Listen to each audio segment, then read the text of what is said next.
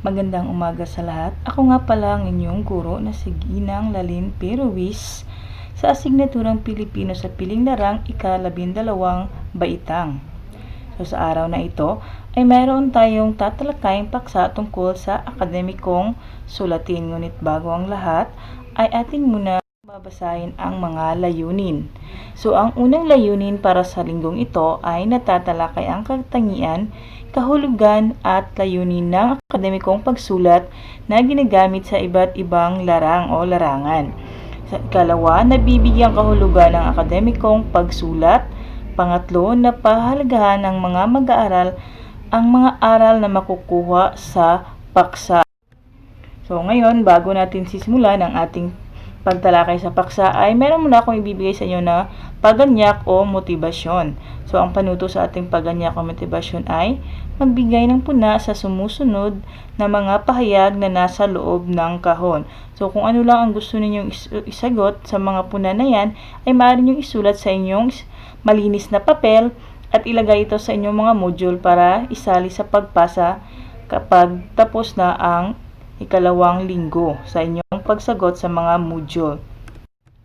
So, ang ating paksa ay, ang pamagat nito ay ang kahulugan, katangian at layunin ng akademikong pagsulat.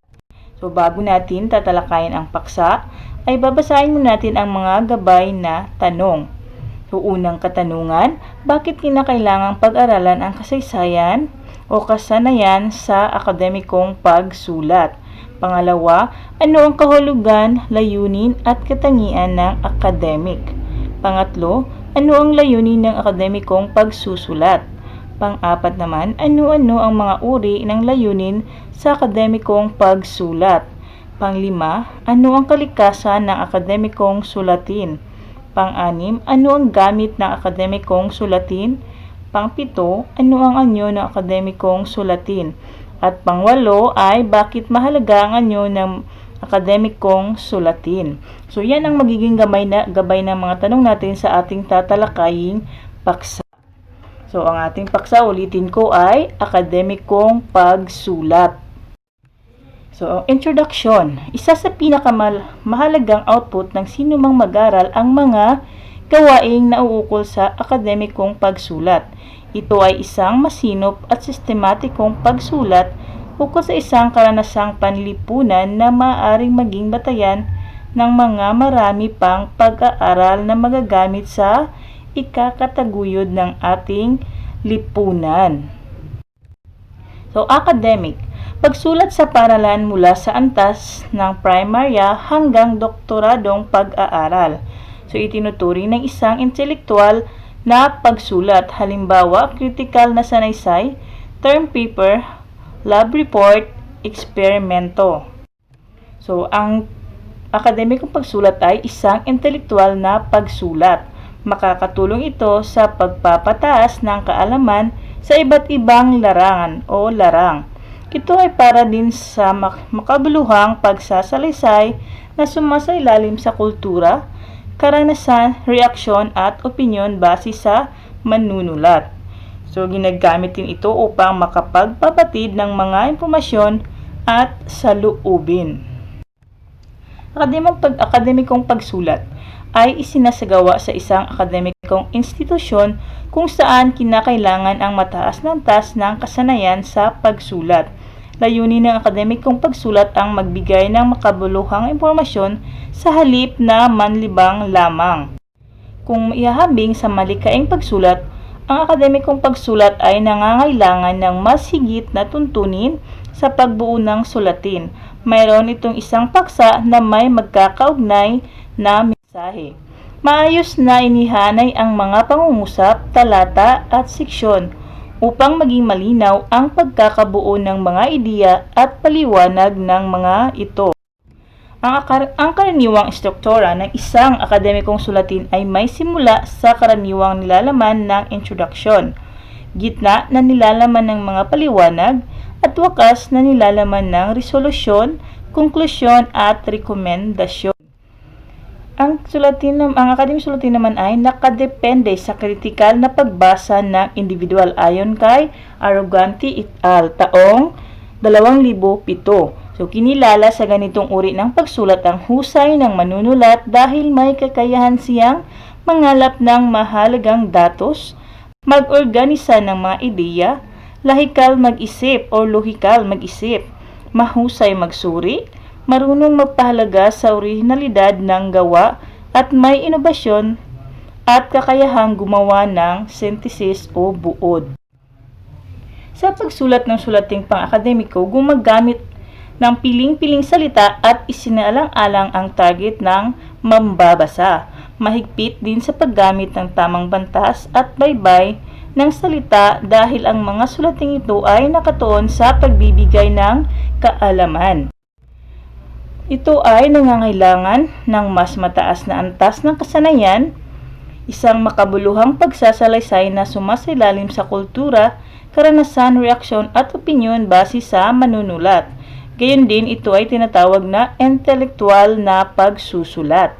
Mayroon ding layunin ito na ang mailahad ng maayos ang mga sulatin at ang tema upang maayos itong maipabatid o maihatid at maiparating sa mga makakakita o makakabasa. Tungkol sa isang sulatin na naglalaman ng mga nagbibigay aliw, makatotohanan at masagisag na mga mambabasa upang mas madaling maunawaan at maintindihan ng mga mag-aaral na may kinalaman sa tamang proseso ng pagsulat. So, ang akademikong pagsulat ay itinuturing din na isang intelektual na pagsulat. Ito ay turing dahil layunin ito na pataasin ang antas at kalidad ng kaalaman ng mga estudyante sa paaralan. So, sa mga akademikong sulatin ay may mga dapat isaalang-alang sa pagsulat. So, tunghayan ang mga sumusunod. Meron daw kayong mga dapat isaalang-alang kapag sumusulat ng akademikong pagsulat o akademikong sulatin. So, una, wika. Pangalawa, paksa. Pangatlo, layunin. Pang-apat, pamamaraan ng pagsulat. Panglima, kasanayang pampag-iisip. Pang-anim, kaalaman sa wastong pamamaraan ng pagsulat at ang huli ay kasanayan sa paghabi ng buong sulatan. So, pagsulat, ang ibig sabihin ng pagsulat ay ang pinagsamang aktibidad ng isipin at kamay sa paglikha ng isang babasahin. Maaring pagsulat sa papel o kung sa makabagong panahon ay ang pagtatype sa computer o gamitin ang internet. So, maaring isa sa mga kinagigiliwang libangan ng iba at ang iba naman ay naging hanap buhay na nila, ang pagsusulat. So, pilosopiya ng pagsulat. Meron tayong 5 pilosopiya. Una, proseso. Pangalawa, proseso at produkto. Pangatlo, desisyon. Pang-apat ay pagtuklas at ang huli, pagtugon. So, sa proseso ay mayroon itong mga parte sa pagsulat ng akademikong pagsulat. Una, sistema. Pangalawa, pag-iisip. Pangatlo, pagtatanong. Pang-apat, pagpaplano. Panglima, pagbabalangkas. At ang huli ay pagriribisa. Samantalang sa proseso at produkto naman, ang sulating nabuo-buhat sa mga masinop na proseso.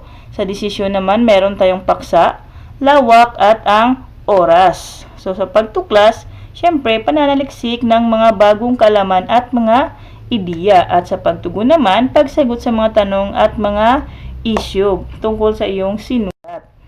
So, meron pa tayong filosofiya ng pagsulat. Ito ay ang sariling pagkatuto, kung saan isang kasanayan na dapat linangin. Pakikihalubilo, ang isipan at gawain ay nakakawing sa iyong kapaligiran, kultura at mga tao. Pagkatapos ay humuhubog sa personalidad, disiplina, pagkamasinop, pamamahala, pagkamadiskarte, malikhain, malalim, matiyaga at organisado. Sa mapaghamon naman ay sumusubok sa kakayahan at sa pag-iisip. At sa huli ay pinaglalaanan ng panahon. Dapat lang na maglaan kayo ng panahon at yun ay disiplina sa panahon. So, gamit at pangangailangan sa pagsulat. Unang-una, kailangang matiyak natin kung anong wika ang ating gagamitin sa pagsulat. Di ba kanina na nabasa sa inyo? Di ba kailangan talaga na ingatan nyo ang mga gagamitin nyong wika sa pagsulat. Then, marami na sa ating mga Pilipino ang nagbibigyan ng talento sa pagsulat gamit ang ibang wika tulad na lang ng Ingles. So, ang importante ay malinaw, maayos at nagpaparating ng minsay ang iyong isinulat. So, kailangan ay mayroong malinaw na paksa upang may ideya na ang mga mambabasa sa kung ano ang nais iparating ng sumulat. So, mahalaga ring matukoy ang layunin ng isinulat. Kailangang matiyak ang motibo ng pagsulat nang sa gayon ay maganap ang pakay nito. So, mayroong 5 pangunahing pamamaraan sa pagsusulat. Una, informatibo. Ikalawa, ekspresibo. Ikatlo, naratibo. Ikaapat, deskriptibo. At panghuli, argumentatibo. So, isa ring mahalagang gamit sa pagsulat ay ang kasanayang pampag-iisip, kung saan dapat taglay din ng mga manunulat ang kakayahang mag-analisa at maging luhikal din sa pag-iisip upang makabuo ng malinaw at mabisang pangangatwiran. So, kaalaman sa wastong pamamaraan ng pagsulat, tulad ng paggamit ng wastong titik, kung ito ba ay dapat malaki o maliit na titik, wastong baybay, bantas o wastong pagbuo ng pangungusap. At ang huli ay ang kasanayan sa paghabi ng buong sulatin. Ang buong kasulatan ay dapat organisado at maayos mula sa panimula hanggang sa wakas. Ilan sa mga halimbawa ng akademikong teksto? Una, abstract. Pangalawa, bio-note. Pangatlo, talumpati. Pang-apat, panukalang proyekto. Pang-5, repektibong sanaysay. Pang-6, synthesis. Pang-7, lakbay sanaysay. At ang huli ay synopsis. So, halimbawa ng mga akademikong sulatin. So, mga karaniwang anyo, meron tayong iba't ibang halimbawa ng mga akademikong sulatin. So, ang una ay mga karaniwang anyo. Una, akademikong sanaysay. Pamanahunang papel, konseptong papel, thesis, disertasyon, papel pang komperensya, abstract, book report, pagsasaling wika, aklat, at review. Samantalang sa mga tinipon at nilagom na mga kaalaman naman tayo, susulating pang encyclopedia, artikulo, bibliografiya, annotated na katalog, panunuring pampanitikan, antolohiya, pasalitang testimonya, mga tinipong sulatin, konseptong papel. At ang huli naman ay iba pang halimbawa ng akademikong sulatin. Form na pang-administratibo, opinion, mga rebyong pampanitikan o aklat, position paper, autobiografiya, artist book, minure, mga sulating expository. So, dito na naman, tatalakin na naman tayo ang katangian ng akademikong pagsulat. So, mayroong mga iba't ibang uri o katangian ang akademikong pagsulat. So, una, formal. So, ang formal, ang mga ganitong uri ng sulatin ay hindi ginagamitan ng mga informal o balbal na pananalita. So, maliban na lamang kung ang naturang uri ng pananalita ay bahagi ng isang pag-aaral. So, hindi siya ginagamitan ng balbal kapag formal. Laging tandaan. At ikalawa, objektibo. Ang layunin ng akademikong pagsusulat ay pataasin ang antas ng kaalaman ng mga mag-aral sa pagbasa at pagsulat sa iba't ibang disiplina o larang. So, binibigyang diin dito ang impormasyong gustong ibigay at ang argumento sa mga ideya na sumusuporta sa paksa. Ayon na naman kay Alejo, taong 2005. Ang pangatlo ay may paninindigan. So, ang akademikong pagsulat ay kailangang may paninindigan sapagkat ang nilalaman nito ay pag-aaral o mahahalagang impormasyon na dapat idinidulog at dinipensahan. Ipinaliliwanag at ibinibigyang katwiran ang mahalagang layunin at inilalahad ang kahalagahan ng pag-aaral. So, mahalaga rin ang paninindigan dahil ang mismong daloy ng mga pangungusap, pangangatwiran at layunin ay nakadepende sa isinasaad ng paninindigan ng manunulat. So, pang-apat, may pananagutan. Mahalagang matutunan ang pagkilala sa mga sangguniang pinaghanguan ng mga impormasyon. Ang pangungopya ng isang impormasyon o o ideya ng ibang manulat ay tinatawag na plagiarism, isang kasalanang may takdang kaparusahan sa ilalim ng ating batas. So, dapat hindi kayo mangungopya ng ibang sulatin o sinulat ng ibang tao.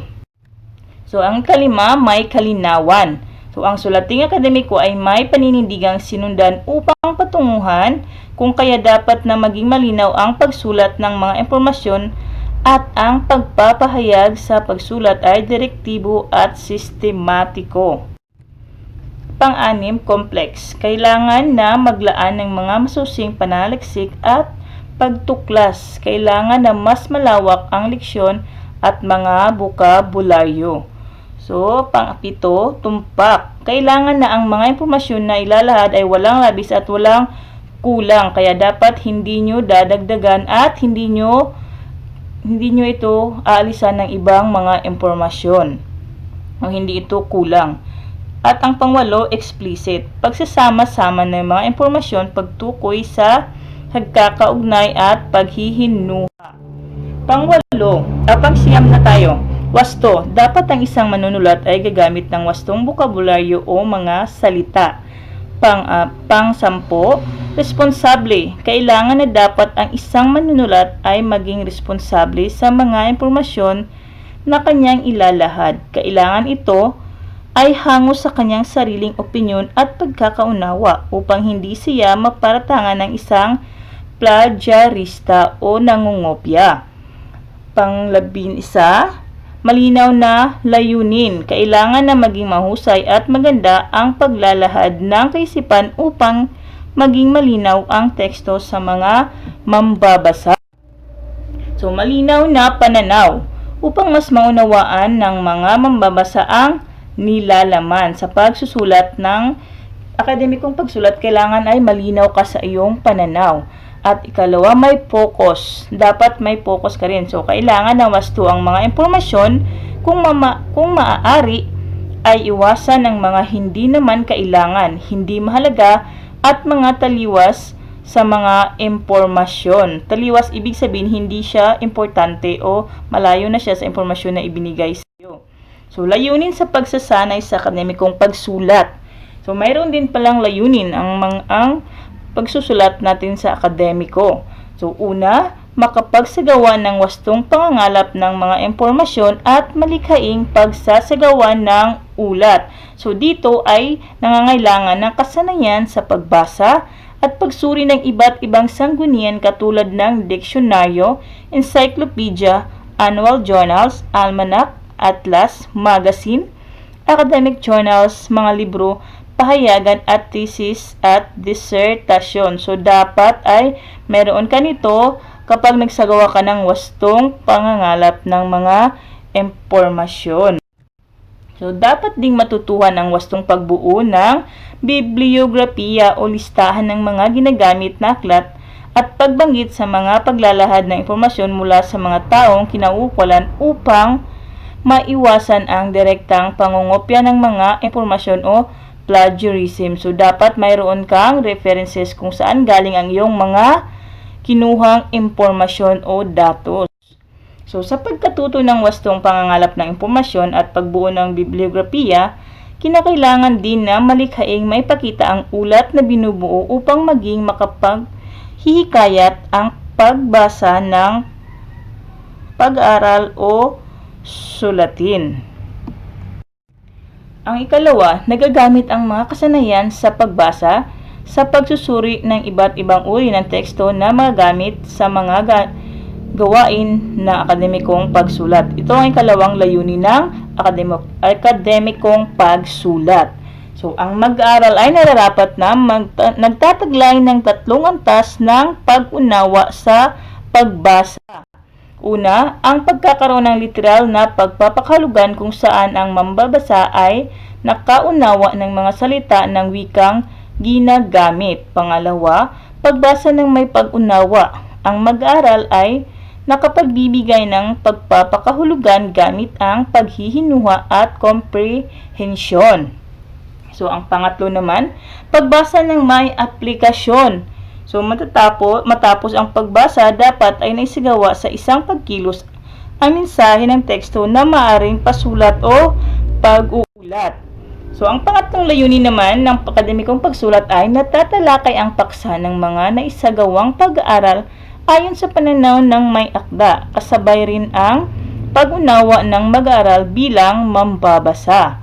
Yan ang ikatlong layunin ng akademikong pagsulat. Dito naman ay ang mag-aaral ay inaasahang marunong magsuri ng iba't ibang akda na nakatutulong sa kanyang pag-aaral, kritikal sa pag-iisip, objektibo sa pagtatalakay, organisado ang mga ideya at kaisipan, natutukoy ang sani at bunga, nakapaghahambing, nakabubuo ng konsepto, at nakalulutas ng suliranin para sa ikabubuti ng kanyang sulatin. So, ang ikaapat naman na layunin ay nakapagsusuri at nakabubuo ng wastong konsepto mula sa tinalakay na paksa ng mga naisagawang pag-aaral. So, dito naman, ang pamanahon ng papel ay output ng mga mag-aaral bilang pagtupad sa pangangailangan ng kanilang kurso. So, bilang isang kritikal at mapanuring mag-aaral, kailangang makapagsagawa ng pagsusuri sa mga naisagawa ng pag-aaral upang maging batayan ang mga ito sa pagbuo ng sariling konsepto na magiging daan sa pagpapalawak ng pagsasanay at pagbuo ng sariling papel pananaliksik.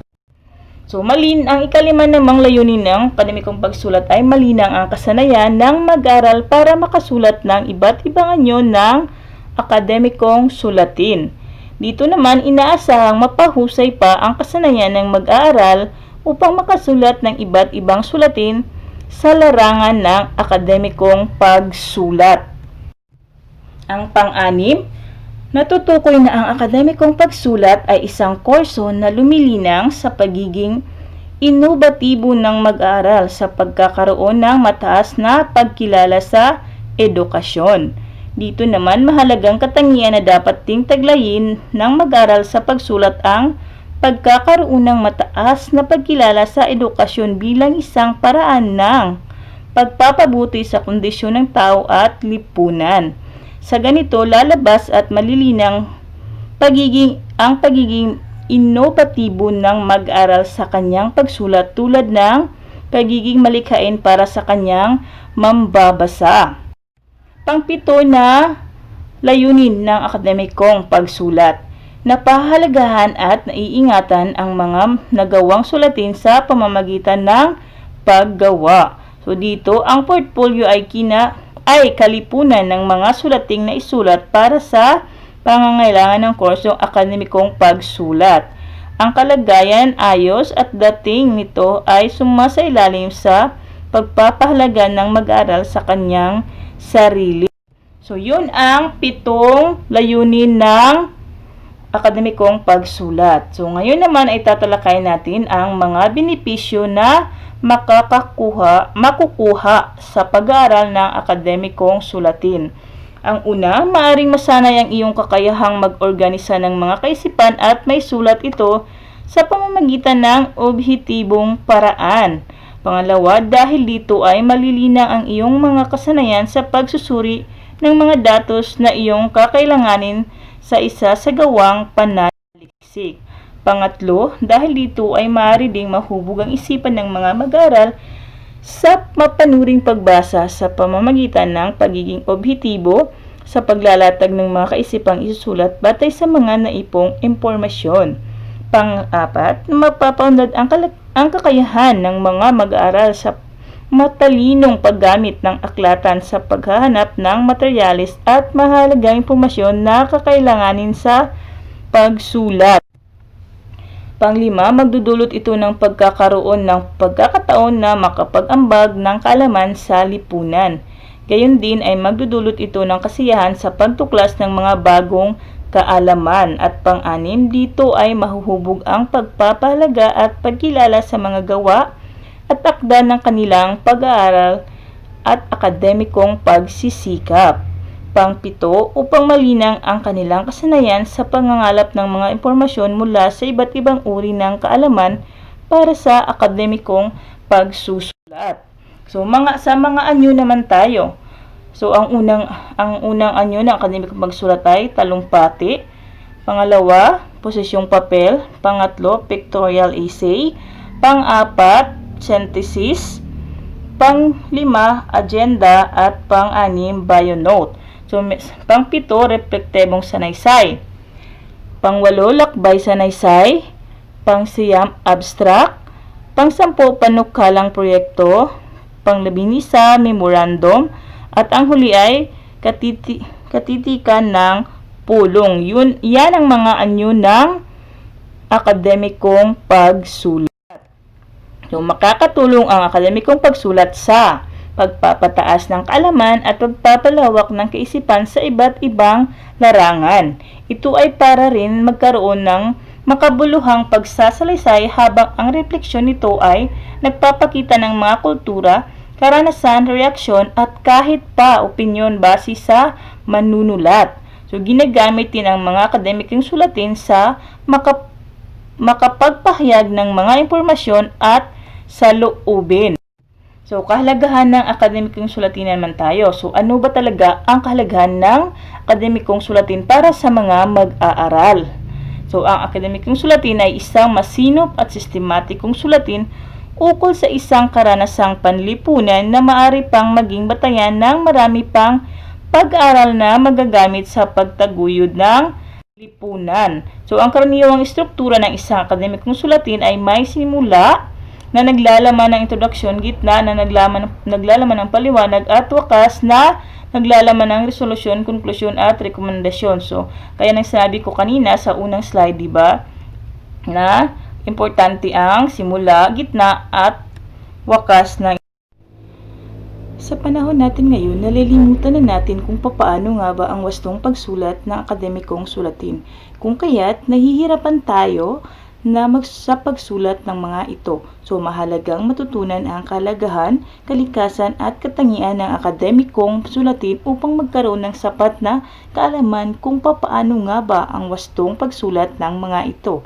Kung ikaw ang manunulat, maihayag mo munang maayos ang nais mong iparating sa mga babasa nito. Kung kaya, marapat lamang na pag-aralan at magkaroon ng sapat na kaalaman kung papaano ang pagsulat nito. Papaano na lamang kung hindi tayo maalam sa pagsulat ng akademikong sulatin. Maaring hindi natin maihahayag ng wasto ang ating sarili sa paraan ng pagsulat at maaari din na hindi ito madaling maunawaan. Kung kaya't dapat nating aralin ito. So, doon nagtatapos ang ating paksa tungkol sa akademikong pagsulat, sa layunin nito, sa katangian, sa anyo at iba pang kahulugan ng akademikong pagsulat. So, kung mayroon kayong mga katanungan tungkol sa ating paksa ngayon, ay maaari lamang kayong magtanong sa akin tungo sa paglagay ng chat o pagpaalam sa akin kung ano yung mga katanungan.